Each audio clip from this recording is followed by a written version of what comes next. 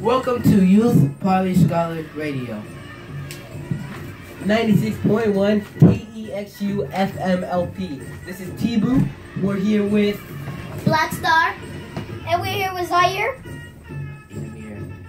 Amir. Yeah, he said Amir. Okay, in honor of this day, us Youth Poverty Scholars has a special thanks-taking report. So I'm gonna pass it off to Black Star real quick. Hello.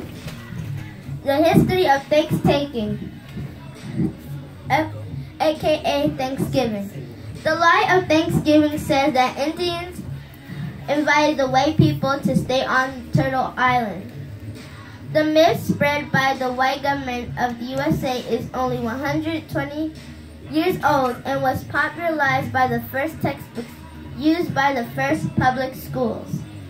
Actually, on Thanksgiving, 10 to 30 million indigenous people were killed at the hands of European invasion and colonization. The first Thanksgiving was different than the Thanksgiving we have today. The governor of Massachusetts declared the first Thanksgiving Day to celebrate the safe return of a band of hunters who were sent to kill indigenous men, women, and children.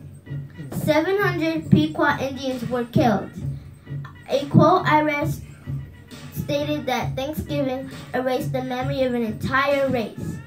My opinion is people that are brown, mixed, black, and other are brainwashed and thinking it's being thankful and eating turkeys, while others say Save the Turkey Day. What about Save the Indigenous Day? And there's nothing to be thankful for when our people are dying. As mixed indigenous peoples from all over Mama Earth, we have found each other, and that's something to be thankful for. Okay, I'm going to be talking about my opinion and what I found about the real Thanksgiving. Thanks-taking, the lies of Thanks-taking. Thanksgiving is the holiday with turkeys, family time. Let me tell you the real story. The white people celebrated every time they killed our people. The first Thanksgiving Day was occurred in the year 1637.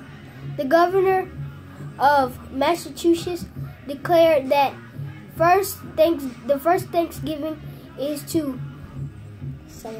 celebrate the safe return of the band of hunters who were sent to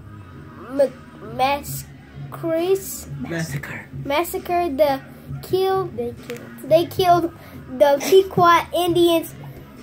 700 people were killed. They were cannibalizing them. They would chop their heads off. Okay, so now, just a couple of days ago, we went to a protest/court proceeding to fight for justice for Antonio Guzman. We're going to talk a little bit more about that. I'm going to start off with Amir. Hello people, I will be talking about Antonio Guzman Lopez. On February the 21st, 2014, Antonio was a janitor for San Jose State University. One night he was just working, cleaning the halls up, and the campus security saw Antonio and said he was attacking them and shoot him in the back 2 times. That's right. So I'm just going to talk a little bit more about what we did that day. So, just like he said, on the day of February 21st, 2014, a humble, kind janitor by the name of Antonio Guzman Lopez was shot 2 times in the back by campus officers Sergeant Mike Santos and Officer Fritz van der Hoek. He was also a father of 2. Like I said before, Antonio Guzman was shot 2 times in the back, yet police officers claim in their report of the murder that he was lunging at them with a knife when they shot him. How does that make sense? Also, he didn't have a knife in his hand. It was a saw blade he was using for construction. This morning at 8:30 a.m., not this morning, but the morning of that day, and myself and Decolonize Academy, our school, went to the court proceedings. But unlike any other school, we brought our special version of energy and prayer. most of us being Aztec dancers brought our own ceremony to the family. We brought our teacher Mutiao's drum, my conch shell, and a smoked chalice. We did 4 dances and closed out with the 4 directions. After, we prayed for justice for his son Josiah and for justice to be served to the officers who murdered him in cold blood.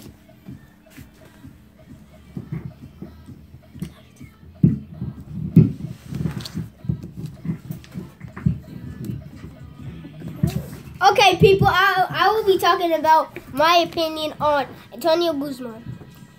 No outro, bro. No, let him go. Honoring Antonio Guzman. Yeah. The title, Honoring Antonio Guzman.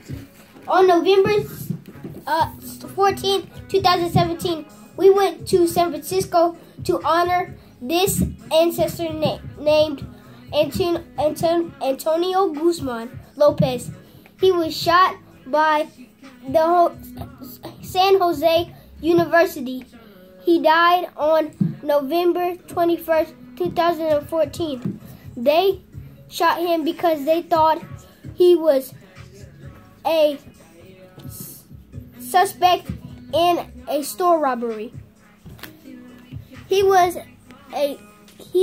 a son that is 8 years old.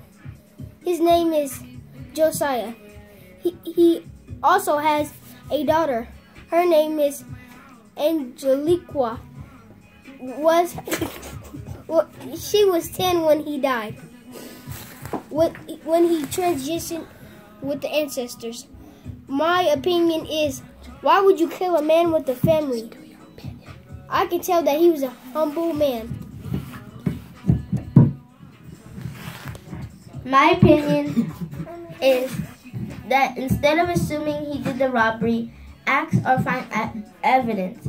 It was messed up because instead of finding evidence that the police killed a father, ask or find evidence. It was messed up because instead of finding evidence, the police killed a father who was a worker that was colored and injustice. He had 2 kids, which were a daughter and a son. His daughter was named Angelique, and his son was named Josiah. Angelique was 10 when Antonio Guzman Lopez died, and Josiah was 4 when he died. Thank you.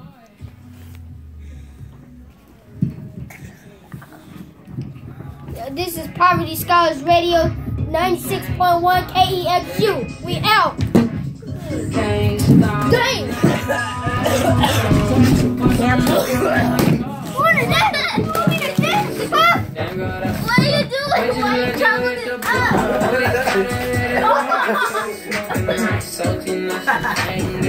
up?